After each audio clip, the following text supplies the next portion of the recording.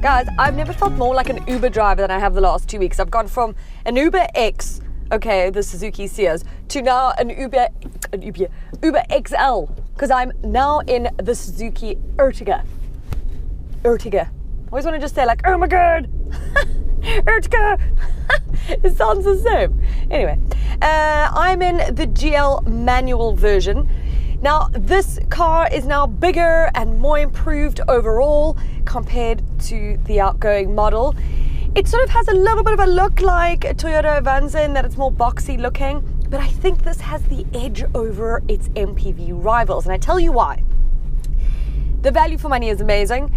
You get a lot of spec in this car, and it actually just is a pleasure to drive.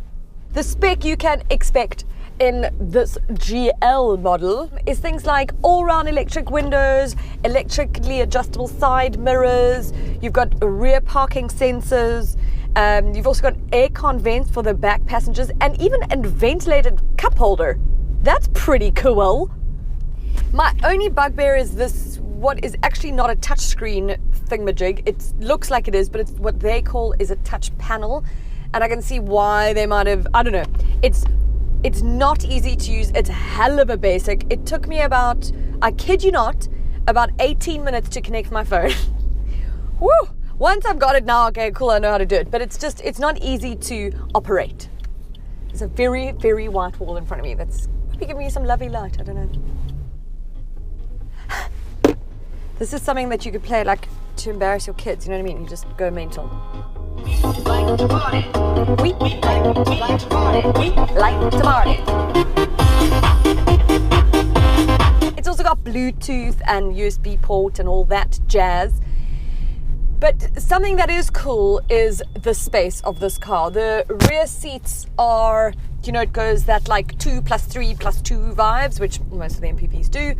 And there's just more than enough legroom and headroom for the rear passengers, which is, you know, important when you have a car like this because, well, oh, those brakes.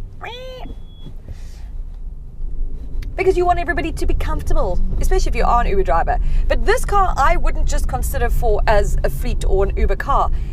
It is fantastic for a large family, and I wish that people would consider them a little bit more. You know, everyone always just wants an SUV and all that jazz, and I get it, but this car is so practical in so many ways. That's so nice and easy to get into. Slide it back.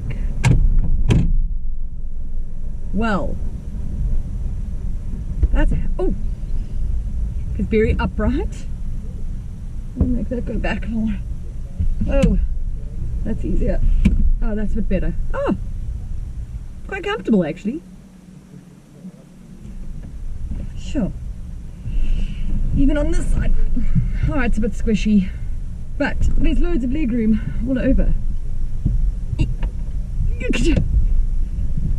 How do I get out of here?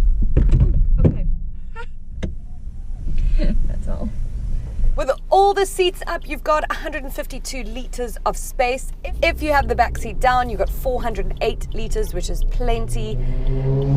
Shh, noisy.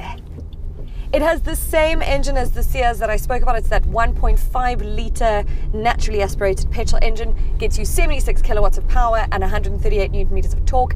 It's fine around town.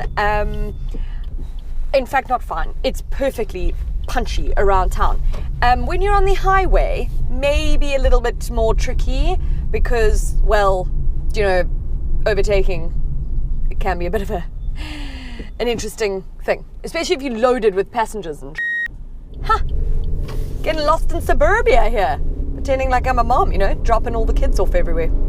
It's one thing this car has, which is amazing for around town. It's got a tight turning circle of just 10.4 meters, which makes maneuvering it really, really easy. This is mated to a 5-speed manual gearbox, same as that Sears. I always just wish that it would have a 6th gear.